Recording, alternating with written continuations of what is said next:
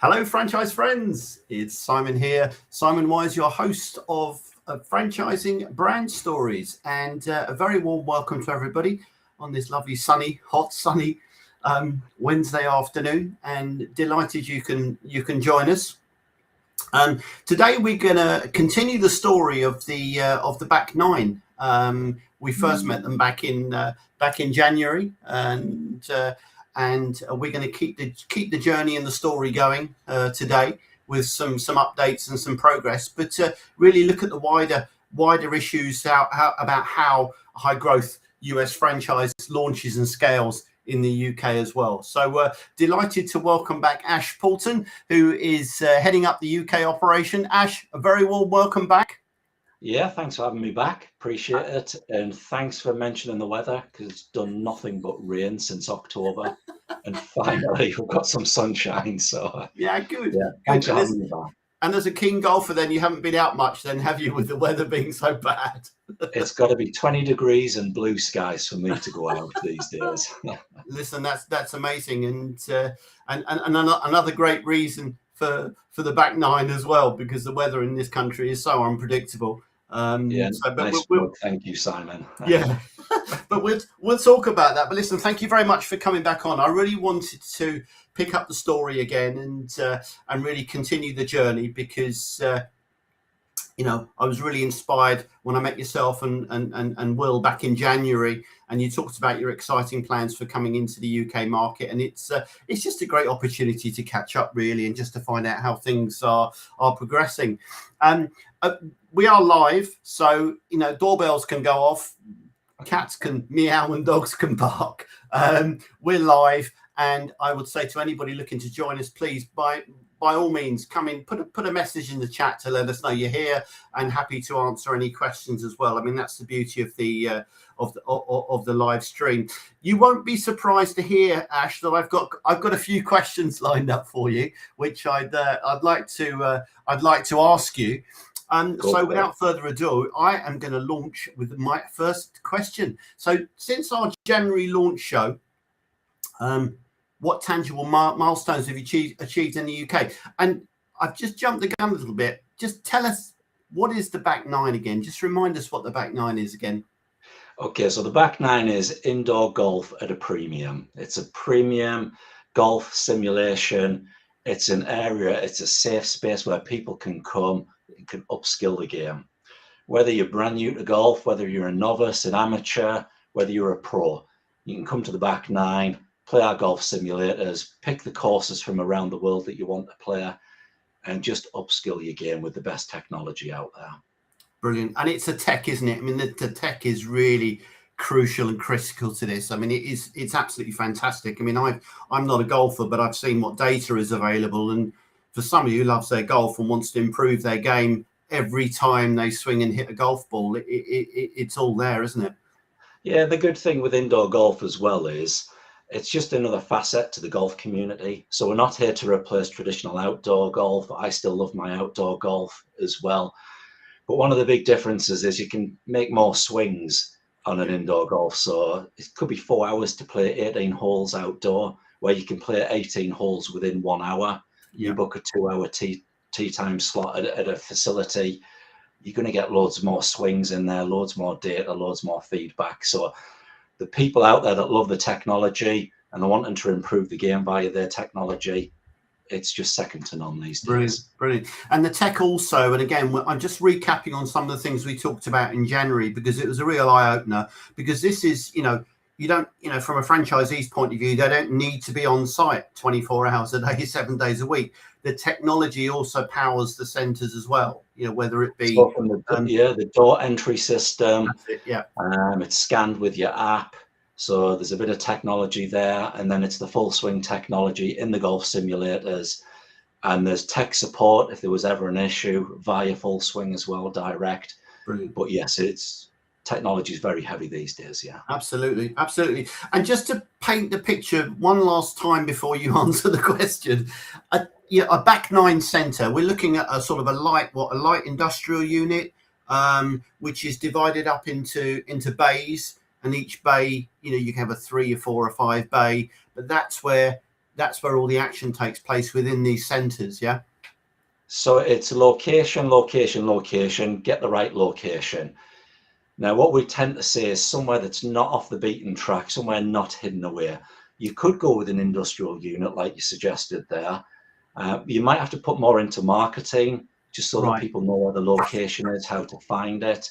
But it's anything where there's footfall, there's traffic that passes it. It could be a pizza shop closing down. So as long as there's traffic that gets the footfall there in a safe location with 3 or 4 parking spaces plus, that would be a good location for anyone. Get it fitted out, depending on the size, somewhere between about 2,200 square feet to about 2,600 square foot. You would comfortably get 3 golf bays in with the simulators. Anything more 2,600 plus to about 3,200 feet, you could get 4 simulators in there. Brilliant, brilliant. And the whole model is built around membership base, isn't it? That's what drives the revenue for the franchisees. It's all about membership, recurring membership fees at different levels of So membership. the number one income stream would be memberships, repeat customers that keep coming back. There's other income streams out there. Bring golf pros in for golf lessons, gift cards at Christmas times. I guess you could do birthday parties in there, bachelor parties as well. So there's loads of other income streams, but the number one is our repeat members. Yeah. So where we're different, where we're a little unique to a lot of the indoor golf simulators out there, they're all more social occasions. Yeah. There might be a pool table in, a dartboard as well. There's food and beverage. We're not doing that at the Back Nine. It's purely for golf members, people who want to improve the golf game, that want to upskill in a safe environment, a premium experience, and I don't want to upset the teenager community out there, but we're not the type of our venues aren't those where they're just full of teenagers every night. They're for a social experience. Yeah. So it's not like going to a driving range where you just look around the bay at the driving range and there's chips here and there's dints there and there's golf balls pinging around above you and they're whacking it to the side of them. So it's more so for repeat golf members. But like we do say, it could be anyone starting from scratch. We have the wall carpets in our bays to protect the bays. And it could be anyone up all the way through to being a pro. Brilliant. We don't turn away people who want to just come and play as well. You can come and play, but the bulk of your income will come from your repeat golf members. Yeah, golf membership. Yeah, and we talked about that last time, looking at the mix of business, and it's quite clear that the majority of franchisees in the US, their main 80% of their revenue is driven by memberships, and then some will have sort of casual tea times, ad hocs. They also do other things. I mean, there was one unit I saw that had TV screens running in the bays with advertising on them as well for corporates. So corporate, your local businesses, if they want to advertise there as well, or if you're running a golf tournament that are always hugely popular, they might want to sponsor the tournament. Yeah. And also commercial memberships as well form a smaller part of our membership basis. However, people like to be able to hit golf balls and chat business, and sometimes there's a reception area with a table in, and you could have a screen in there as well if they want to then talk business more officially afterwards. Okay. But you're absolutely right. That's good. With your understanding. It's good. So, I mean, in terms of it's travelled very well across from the US into the UK marketplace in terms of the core business model. I mean, nothing has been. I know you don't want to be, copy and pasting things, but the core business model and the real know-how and the thing that drives the success at franchisee level has been translated very well across from the US into the UK market. Absolutely, it has. And first, I'd say there is quite a bit that we do want to copy and paste as well, because when you've got a proven model that works really well, we're at the stage where there will be adaptations here in the UK. There's no doubt about that, to our British market and our British audiences. But hopefully they're more so tweaks than wholesale changes. Okay. Certainly there'll be things that we will need to change, such as the seasonal weather impact that we can capitalize upon here in the UK. I know even in America, the more northern parts, the more northern states, even when it's really cold, they seem to have more blue skies and sunshine during their winter. Where in the UK, ours is more of a wet winter with mist Yeah. and over clouds, and Yeah. that causes challenges for some of our golf courses. My local golf course as well, you can only play the back 9 throughout our winter period. You can't play the full 18 holes because the drainage wasn't that good. Now, it has been a bit of a unique winter. Like I said at the beginning, it's just not stopped raining. But certainly we will talk to our franchisees and talk about how we can capitalize upon the seasonal player over here in the UK. And there'll be other things that we tweak as we go along up and down the country as well. We'll chat with franchises, any local impacts as well. Okay. But hopefully most of them, like I say, it's just more so tweaks and so. One tweak would be when I went out to America to visit the back 9 facilities. You know, I wanted to do my research before I came on board. I went to one franchise unit. I thought that looks really good. I went to a second one. It looked completely different to the first one inside. Right. I went to a third. All 3 looked different. I went to a fourth. They all look different. So we will probably have a little tighter control on our brand. Now, don't get me wrong. Nobody had the walls painted orange and purple or anything like that out there. But we'll probably offer, well, we will be offering like a birdie and an eagle option for the interior design. One's a more lighter wood scheme, one's a darker wood scheme. And we will work with our local franchisees because they might have some local cultural things that they want to bring into their decor, which we'd be happy to support. But yes, going back to, I think your question was about bringing the brand over to the UK. Hopefully it's more so tweaks, but there will be things that we're already seeing in the UK. Okay. No, that's brilliant.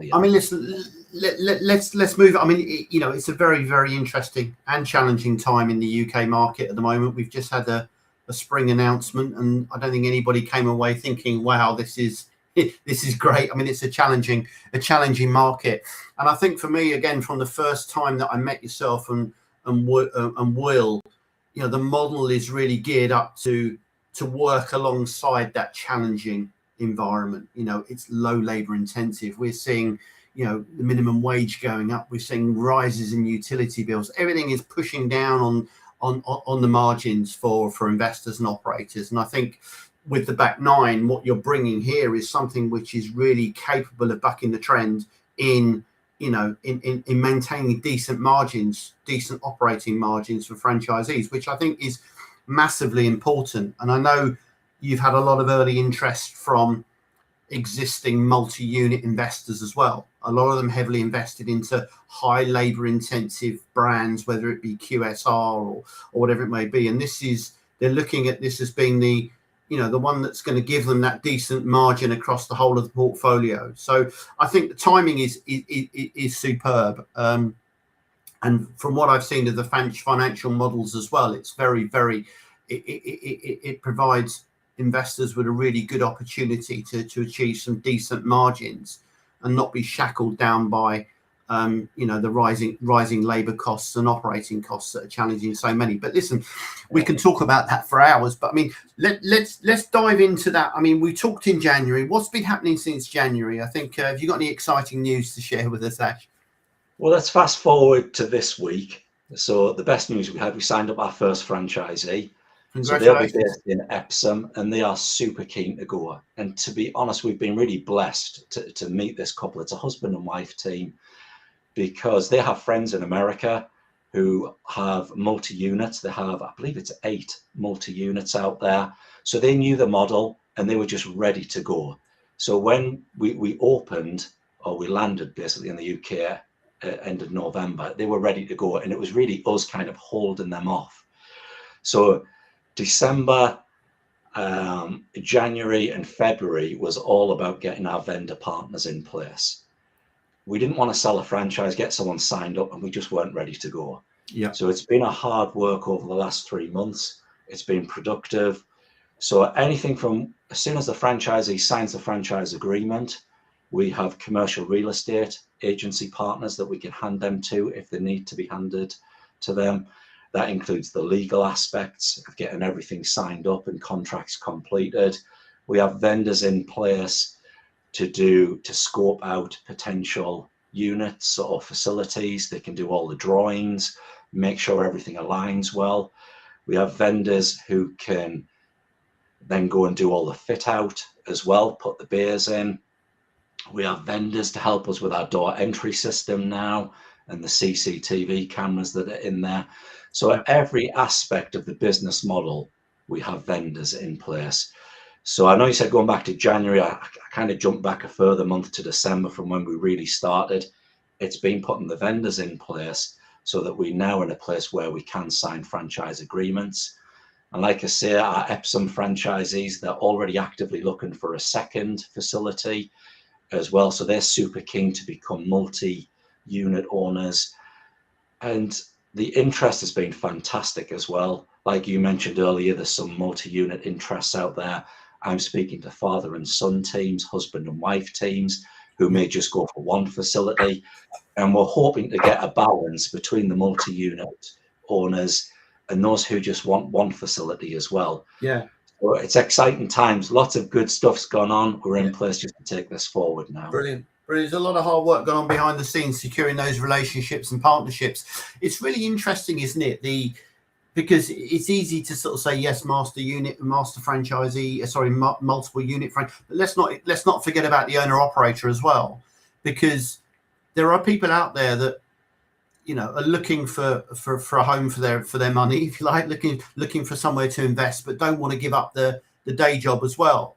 And I think a real strong market for this is the owner operator as well, because I think just remembering back to the first show we did, you know, 10, 20 hours a week, you know, you don't need to be in the unit or in the premises sitting behind a desk. I mean, you can run this alongside your day job as well. And it really is that way. And I'll be straight with you. When I was doing my initial research into Back Nine out in the US and seeing if we could bring it to the UK, I fought the model which they had. And I said, well, look, in the UK, there's indoor golf simulators out there. They do food and beverage. They've got other stuff going on in the facilities. And I'm glad I lost the argument, because we don't have to hire staff to do all the food and beverage. Franchise owners that I'm speaking to in the food and beverage owners, they're complaining about constant rising food prices, food and beverage prices, and so forth. So I'm really glad our model is really, it doesn't have all of those. It's pure golf memberships, which it allows a franchise owner to literally, they could keep their own day job if they wanted to and just use a few hours a week. Yeah. Running this as a side hustle and making some very good income as a side hustle. And for me, that's attractive. I've been in franchising for around a decade now. And I'll tell you right now, lots of people have tried to keep their day job and run a franchise business, and they just couldn't do it because they had to be all in on the franchise. The Back Nine is a unique model where they literally can, if you want, to run your day job, keep your day job and run the franchise, because it's a few hours getting your members onto the system, setting the pricing up on the computer that you can do any time of the day that you want to do that. And then it's really just making sure the facility's in order. You might have to rearrange the furniture 2 or 3 times a week and empty the bins. But other than really that and setting the customers up, I would encourage our franchisees to spend a bit of time at the facilities, meeting with the members and building relationships. But that's up to them. Yeah. We've had people say, I'll actually have a little office in my Back Nine franchise and I'll keep my job, but I'll work from my facility and I'll meet members as well. Yeah. So it's, something around the 10 hours a week, which is very unique when it comes to franchising, and no staffing costs as well. No, that's fantastic. That's fantastic. We've had some lovely comments in the chat. Is Harvey's here as well, which is lovely. Welcome, Harvey. Nice to see you. Thanks for coming and joining our show. Harvey did ask a question about, have you ever considered food and drink offer? And you've answered that question already. You know, and I think just on that, Simon, what some people do, and we may broker some deals, some discount deals with some national brands, where people might want to order pizza and come in. So if you've got a 4-ball playing and they might want some pizza, we can offer some discounts to that. But what we're not going to have is a part of the facility where there's food and beverage served and drinks and such. But people can order and bring food in, and we'll probably partner with some national companies to get some discount on that too. That's really interesting. But what you don't want to do is, like you said, is the beauty of this model is it's a low labour force. You don't need to be employing lots of people. And I think you're absolutely right. As soon as you start bringing that in-house and start preparing, you know, your labour costs are going to go up and everything else. But and that's great. Listen, thanks very much. You will only have your members playing in the facility, and that's it, unless you want to be there. Yeah, good, excellent. Okay, let's move things on a little bit. But before we do that, let's just welcome a couple of other people in here as well. Julie, hello, Julie. Very warm welcome. I joined late. Apologies. I'm not familiar with the concept. Could you summarise the model, please? Well, we did something at the very start which summarises it, and also, Julie, if you click on the QR code at the top of the screen, that will take you straight through to a landing page where you can actually request a copy of the deck as well, which is great. But listen, thanks very much for joining us. Okay, I mean, look, this is as much about catching up on the back nine journey and the back nine story as anything else, but also, you know, what have you learned about adapting a proven US model to the UK market, and what's working particularly well for you? Well, the main model works very well, and that's what excites me so much. So I'm looking now at a position where the next 12 months, maybe next couple of years, we're purely in the zone to recruit franchisees now. Okay. So adapting, we've got a lot of support in the background, even from America. We're building our team here in the UK as well, so we'll have local people in the UK supporting us. But the biggest plus really is the Americans' relationship with Full Swing technology. Yeah. So Trackman's out there, they're brilliant. Full Swing's out there, they're brilliant. These are the two market leaders when it comes to the technology.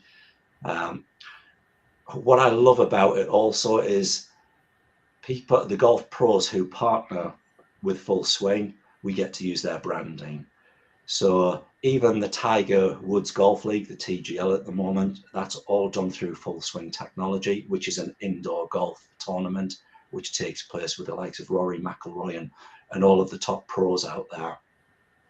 So we're benefiting. So there's no fears with adapting the model from America. Yeah. We're really benefiting on what they've already got in place. So for me, Full Swing is our biggest plus, the indoor golf simulation.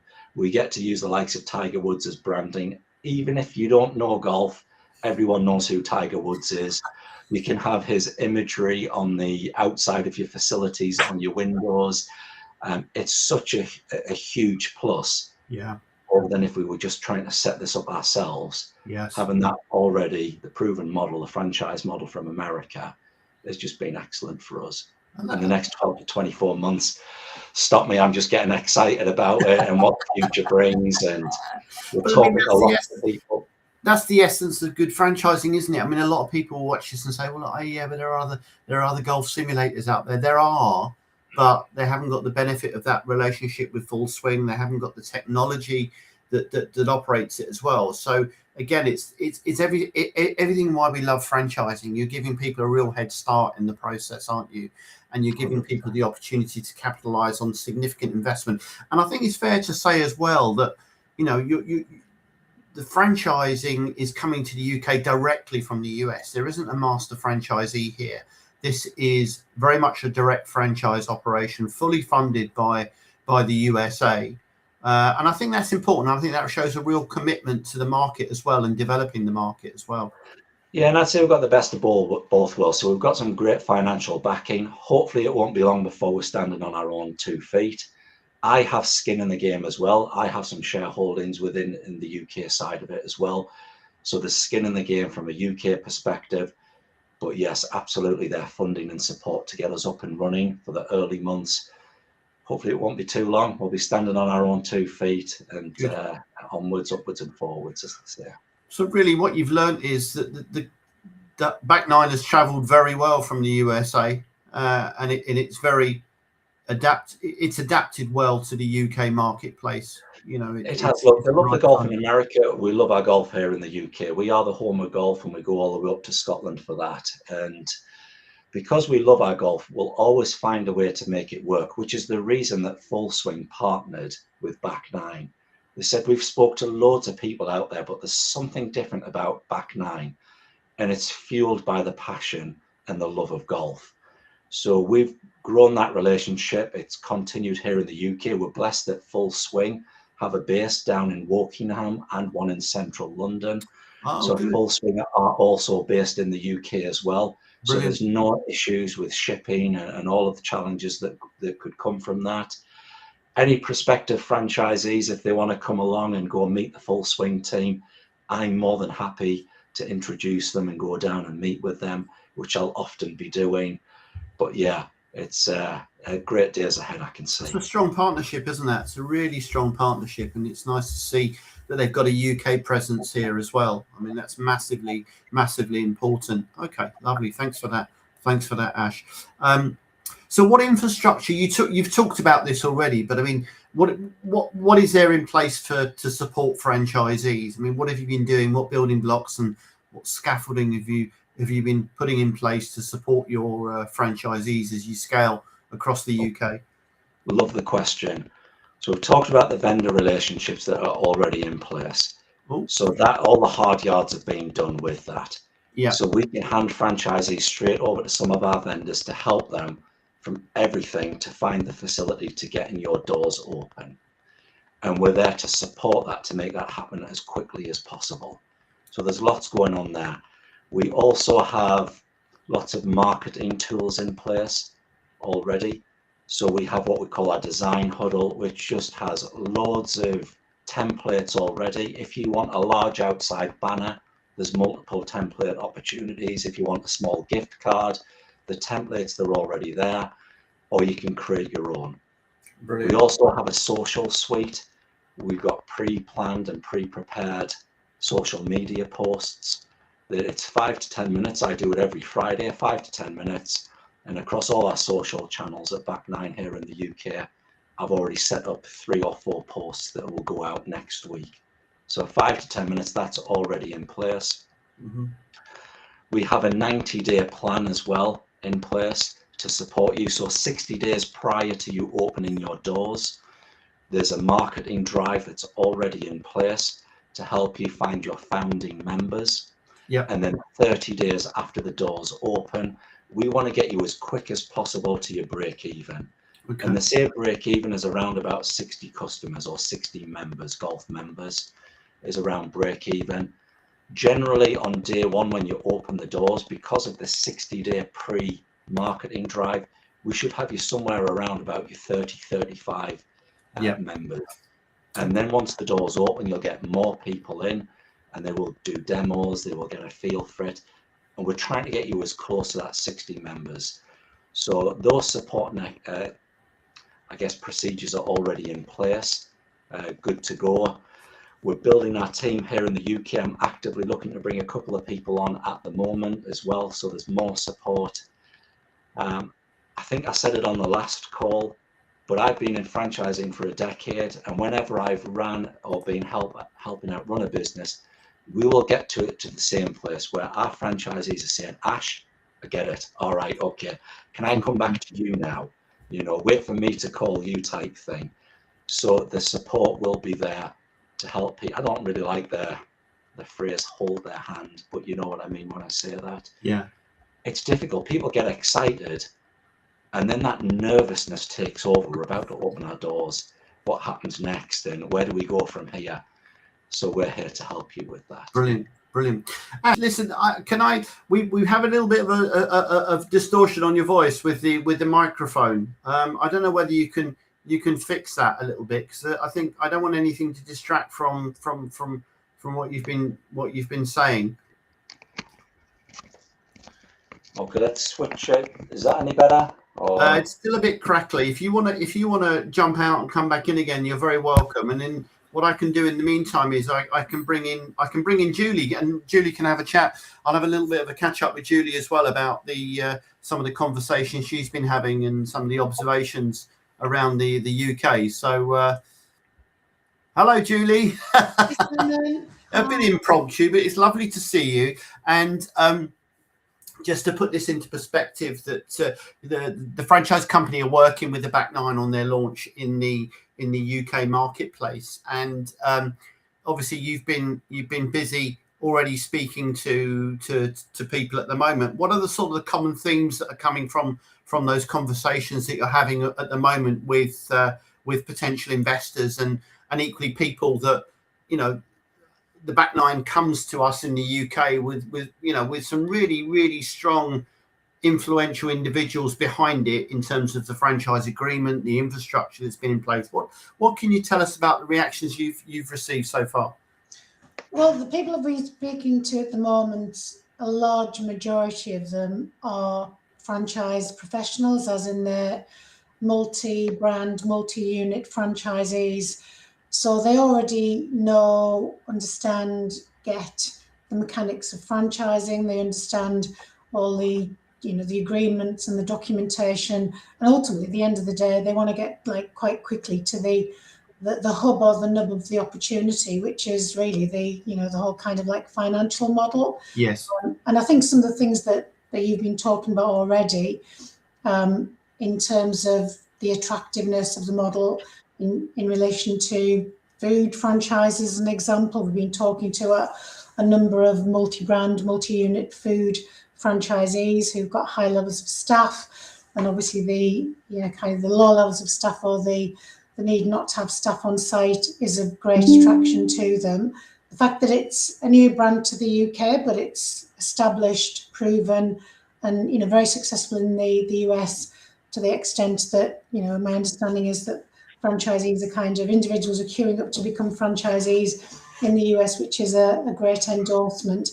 And I think also hopefully the fact that we've all carried out our own due diligence. So Ash said before he joined, he went over, did his due diligence. We were obviously introduced to Back Nine and to Ash from a very well-known, very recognised lawyer, Hamilton Pratt, who are acting for them on the legal point of view. And likewise, from our point of view, we've spent 2 months working to engage with potential franchisees, but also working our way through all of the documentation, the systems, the operational aspects, trying to really get to grip to the detail of the opportunity. And we're very happy with what we've seen and what we've learned, and we're very happy to be working with the people that we're working with. Ash in the UK, and obviously the guys in America as well. So I think there's a lot of boxes ticked for people who are experienced in franchising and understand it, and really they just want to get straight to the commercial opportunity. And we're talking here, and welcome back, Ash, by the way. Well, hopefully it works. It's brilliant. I've got it. I tell you what, as a side note, how people are doing the diesel claims and everything for being missold? We will be doing this for internet speeds. I have the fastest super duper, so if it's my end, then apologies. Listen, you're loud and clear, but I was just saying you come back with a very strange northern accent. I'm just kidding. I just want to. I'll bring you back in a sec, Ash, because what I wanted is I wanted to put this together just to talk a bit about bringing brands in from overseas into the US. And Julie, you've been around a long time, and you've seen a lot of brands coming into the UK. How are these guys doing things differently? Because for me, it's clear that they're doing things differently. I mean, they're direct franchising for a start, but is it fair to say that the level of interaction that you've had is also, and the amount of opportunity you've had at the franchise company to, direct and to influence how they're doing things as well, is that fairly significant as well, would you say? Yeah, I think the fact that you said that massively, that they've actually established a UK base, they've got a UK MD, they've got partners in the UK who are suppliers, etc.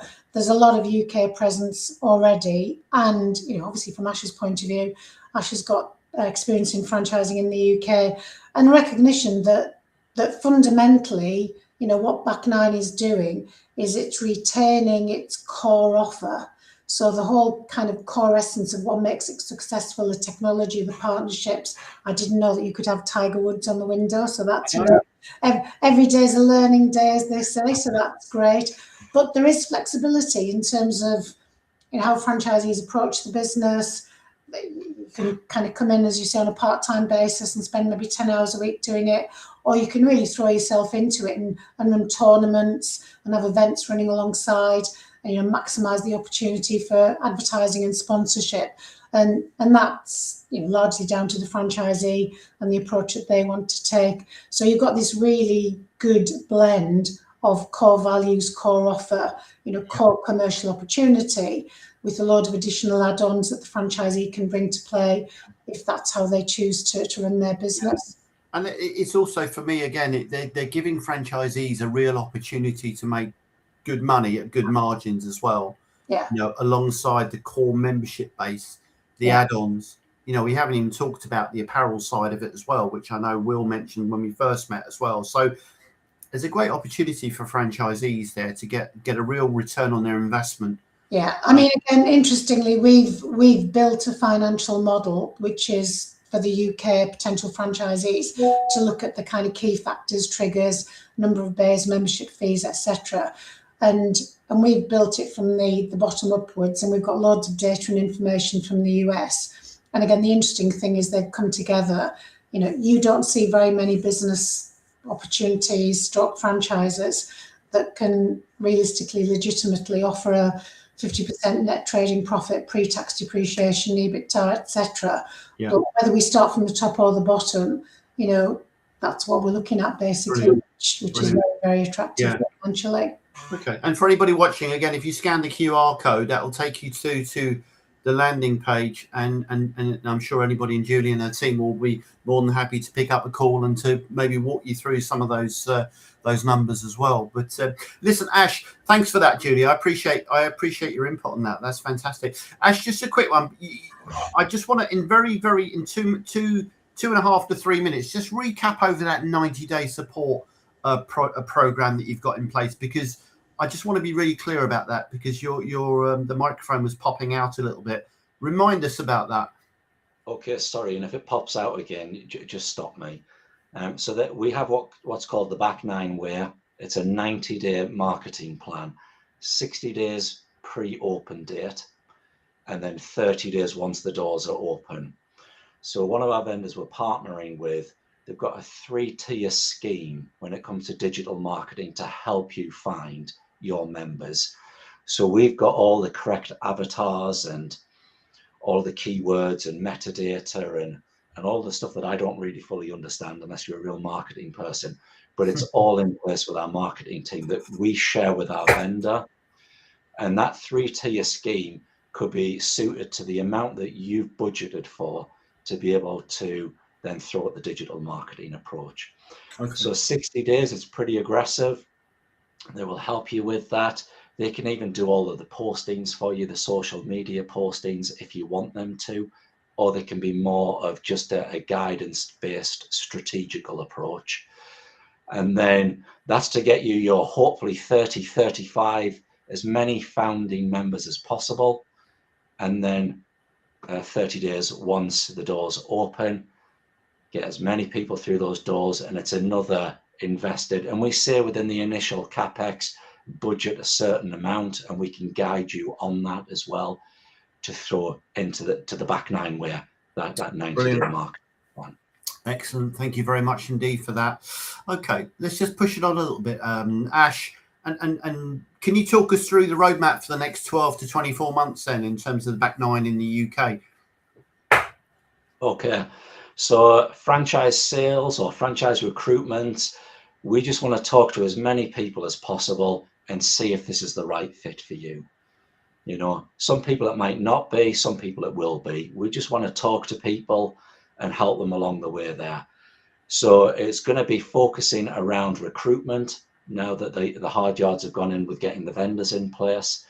It'll be around that, just helping people really understand, because people say, why Back9? How are you different to some of the other indoors? it's opening the eyes or helping people see the opportunity out there that really stands in front of them. And that's lots of things, such as having Tiger Woods, as I've just taught Julie today. Apologies for not showing that earlier. You know, it's the imagery that we can use externally, which is such a huge boost to the business. It's helping people understand the financial numbers that, you know what? Oh, Ash has just crashed there a little bit, but Julie, anything to add to that? No, not really. In terms of, I think Ash has given a really great coverage of, what's happened really in 2 months, which is largely the time that we've been working together. Yeah. Again, just to kind of confirm the level and depth of the 30. The work that's been done. Excellent. Ash, you're back. You're back. Okay. I don't know how far I got, but let me just say the number one key thing. Yes. For me getting in, it's about timing. And if we can share the R&A, the golf body's recent reports. Indoor golf is going to triple by 2030. So this is just a fantastic time to get into a business that's just going to continue to boom and boom and just keep growing. So yeah, timing. It's all about low staffing costs. If you've got one franchise, that will be low staffing costs. If you've got multi-units, you might need someone in there to help. You're talking one person. All of that is our golf partnerships with Full Swing Technology, using all of the imagery. It's our proprietary software that we've heavily invested in. It's our software that works. So there's lots of pluses there. Sorry, I've been in and out. I've even forgot what the question was. Listen, it's fine. It keeps everybody focused and attentive. Talk to me a bit about territories in terms of how you're mapping out the territories, and maybe I know you're working with Julie and the team on this as well. So tell me a bit about the territories and allocation of territories. Okay. There's two main criteria, and then there's a few other bits that branch off from them. But the two main criteria are a location where you've got 75,000 people within it. And the second criteria is somewhere between like a 15 to 20 minute drive to get to the facility. We don't want people driving more than 20 minutes because the likelihood or the reality of members consistently going is going to reduce after that 20-minute radius. So they're the two main criteria that we're looking for. So as we stand at the moment, we've sold a location with 3 postcodes down in Epsom.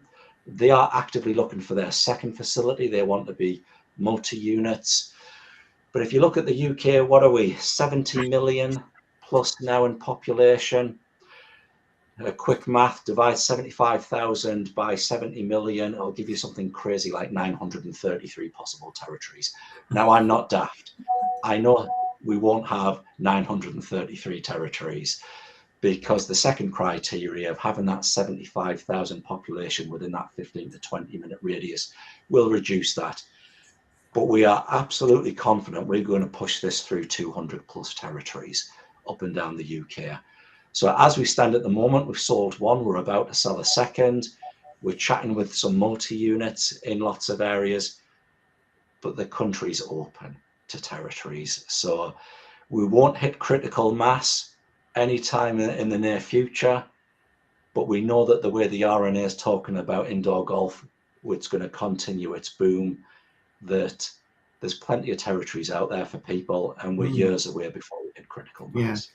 I think it's fair to say the general golf community has really embraced this as well, isn't it? It's not like your Ubers and your black cab drivers. It's very much embracing the whole idea of golf simulators and technology that can improve people's game and improve their enjoyment of the game as well. I think that's something that I read as well about how the whole golf community is really supporting the growth in golf simulators in the UK.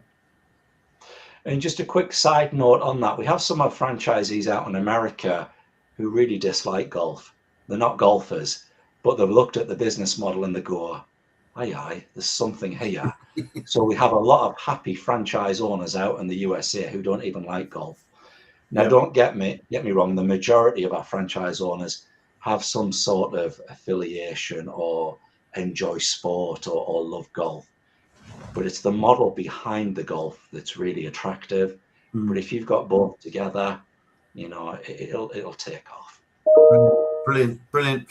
Okay, listen, I'm just going to wrap things up now. Just my last question, I guess, and it's I guess this will probably draw everything together. But what makes the Back Nines UK opportunity uniquely compelling right now? And you've alluded to that already, and Julie's talked about it already in terms of the financials behind it, and you know, with all the pressures that businesses are faced, this is a real breath of fresh air in terms of, you know, not being shackled to high labour costs and pressurised margins. I mean, that's a given. But I guess for anybody evaluating international franchise opportunities, you know, because a lot of people are looking for opportunities that are coming into the UK.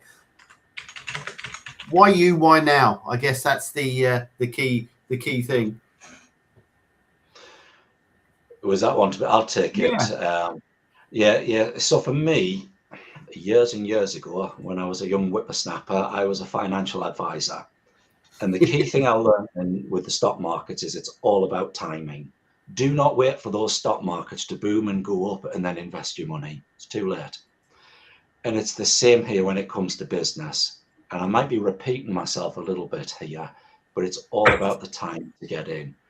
And now is the time, because you fast forward 5 years, indoor golf simulations will be everywhere in all the towns up and down the country, in all the cities. It's just another arm to golf, such as driving ranges are. So for me, our unique opportunity, it's timing, it's low staffing costs, if none, for single units. It's our partnerships with Full Swing. It's the branding opportunities that we have out there that other people just do not have. It's the business model that focuses on memberships. You know, if you can get 40 to 45 members per beer, depending how many beers you have, that's probably where you will max out. But it shows the opportunity there that all you need is 100 plus customers and you will have a super successful business.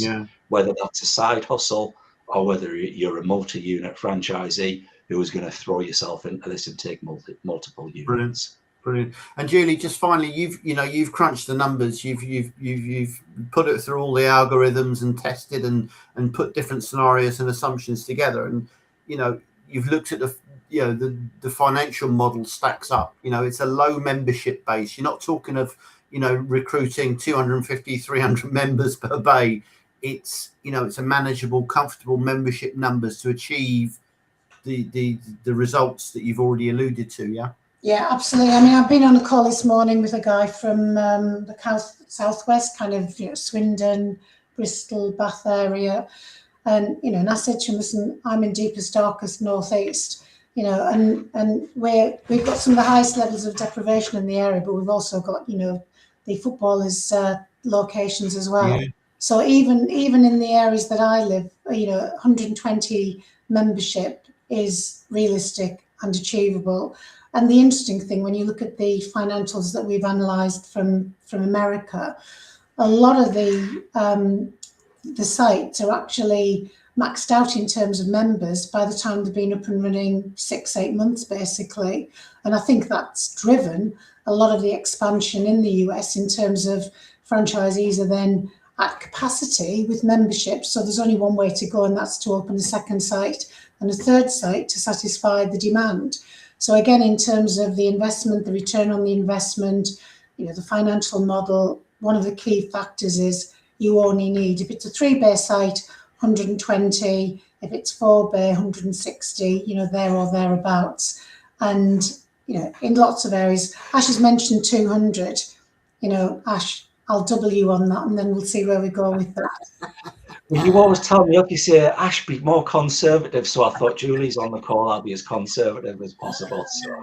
That's my job. I'm the one that to be conservative. Oh, that's fantastic. Well, listen, thank you very much indeed. Thank you for joining us, Julie. I really appreciate it. And I think it's a unique insight as well from somebody who's working very close to the action, supporting Ash and growing the back nine in the UK. Ash, I just wanted to thank you for coming on and giving us an update and the wider perspective as well of some of the challenges and things that you're having to do as an inbound franchisor from the US into the UK marketplace.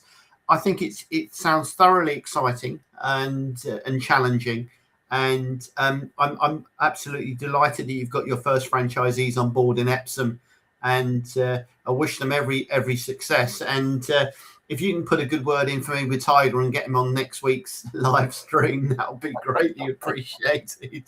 But listen, thank you very much indeed for your time, everybody. Thank you very much indeed for joining. There's a QR code on the screen. That will take you straight to the landing page where you can get more of an idea, an update, and insight into the back nine screenshot, and then you can go and visit later on. But to your continued success, and thank you very much. And maybe we'll check in maybe 6 months' time and see where you're at there. Hey, whenever. Happy to join. That's brilliant. That's brilliant. Listen, have a fantastic day. All the best, and I will see you soon. Take care. Bye-bye.